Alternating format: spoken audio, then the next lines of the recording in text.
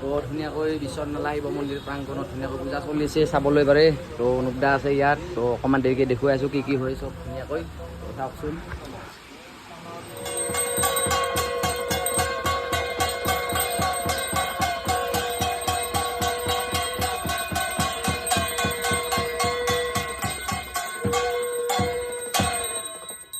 बोलो शंकर भगवान की हर हर महादेव।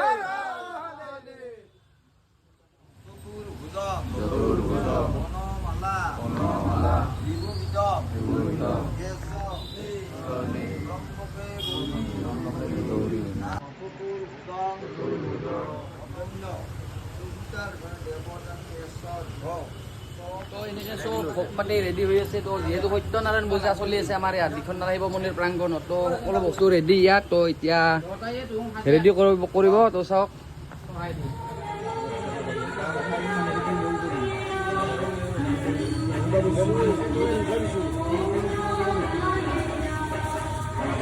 আজি যিহেতু সত্যনাৰায়ণ পূজা, আমি ইয়াৰ বাবে সকলোৱে ব্যস্ত হৈ তো প্ৰসাদ বিতৰণৰ কাৰণে চব ৰেডি হৈ আছোঁ এনেদৰে। তো প্ৰসাদ বিতৰণ কৰি আছোঁ গোটেইসকলে এনেদৰে। তো চাওক আগলৈ বহুত ধুনীয়াকৈ মন্দিৰ প্ৰাংগণ, বিশ্বনাথ শিৱ মন্দিৰ প্ৰাংগণ হয়।